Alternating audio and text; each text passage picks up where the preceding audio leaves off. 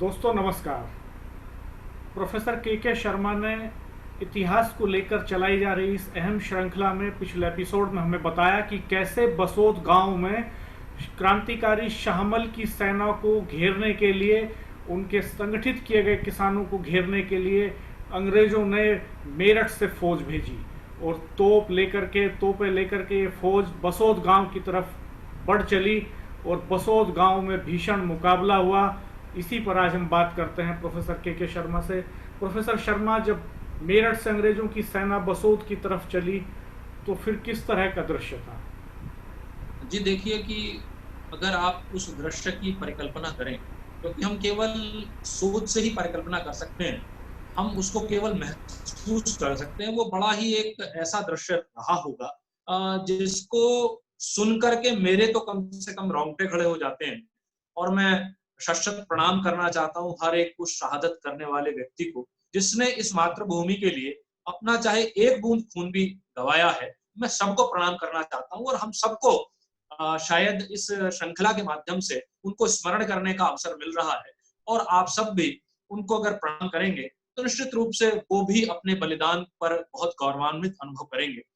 तो जब मैंने बताया था पिछले एपिसोड में कि किस तरह से पूरी अंग्रेजी सेना बसोद गांव चलती है, और चलते चलते जब वो बसोद गांव पहुंच जाती है, तो पहुंचने के बाद वहां पर एक वो जो गांव के ग्रामीण हैं, वो सीधे सीधे भिड़ जाते हैं अंग्रेजी सेना के साथ। और आप ये जान सकते हो कि तोपों से लैस, राइफलों से लैस जो अंग्रेजी सेना है, और एक तरफ साधारण किसान है, उनके पास क्या हथियार रहे होंगे? उनके पास तो हल होता है, दराती होती है, खुरपा होता है, यही हथियार होता है। और क्या हथियार? एक दो हो सकता है किसी के पास बंदूक हो, वो भी आज की तारीख में अगर आप गांव में जाएं तो बंदूकें मिलनी मुश्किल है कि किसके पास बंदूक होगी। तो उस समय की आप कल्पना करके देख सकते हैं। तो कहते हैं कि वो भिड़ जाते हैं फिर भी बिना किसी डर के, बिना किसी भय के। और अंग्रेज स्वयं लिखते हैं कि वो उस गांव के 180 आदमियों को तुरंत मार देते हैं। उस संघर्ष में 180 आदमी मारे जाते हैं।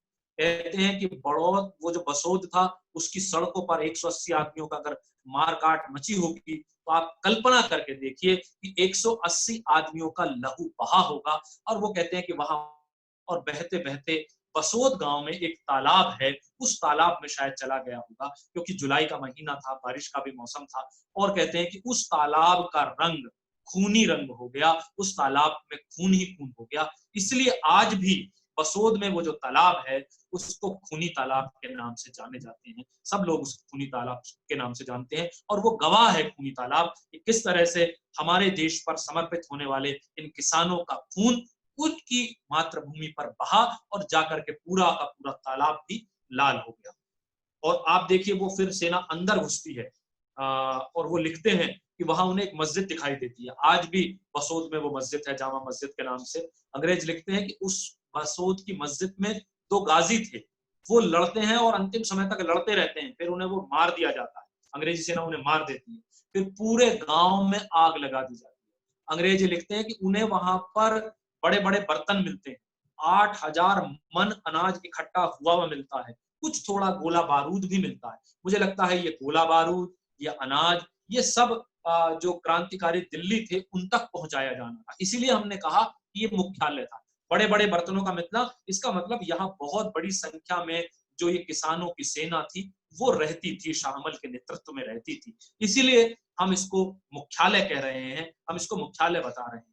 तो बसोद का जो वो शहादत है, अब आप कल्पना करके देखिए कि उस समय 1857 में गांव की आबादी मुझे लगता है कि 200 से 300 के बीच रही, और 180 आदमियों का मार दिया गया।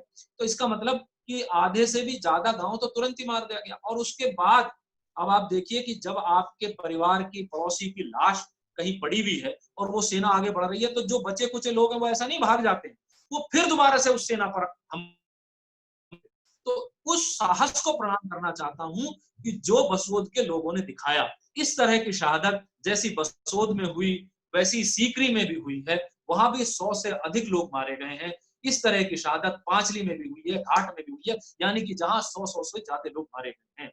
यानी कि अगर 200 से 300 जनसंख्या के हमारे गांव रहे होंगे, तो आधे से ज्यादा गांव को तुरंत अंग्रेजों ने मार दिया और गांव में आग लगा दी। उनकी शहादत को हम सब लोग निश्चित रूप से शत-शत प्रणाम करते हैं और आपके चैनल के माध्यम से मैं सब लोगों से आग्रह करना चाहता हूँ कि उनके चरणों में हम सब लोग शीश नवाएं। उनके नाम भी हमें पता नहीं है, परंतु वो हमारे देश के लिए, हमारी स्वतंत्रता के लिए उन्होंने सर्वोच्च न्यौछावर कर दिया।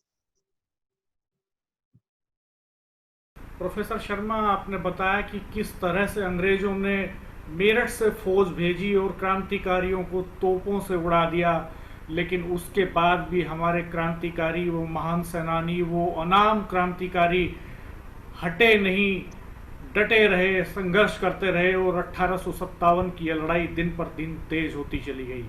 अगली कुछ और कड़ियों में हम कई अन्य महत्वपूर्ण कहानियां लेकर के आ रहे हैं। तब तक आप बने रहिए और चैनल सब्सक्राइब कीजिए और बेल आइकन भी दबाइए ताकि आपको नई कहानी समय पर मिल सके और आप पिछली कहानियां प्लेलिस्ट में जा कर के देख सकते हैं। अब तक के एपिसोड्स आपको वहां मिलेंगे। प्रोफेसर शर्मा, आपका बहुत बहुत धन्यवाद। नमस्कार। धन्यवाद।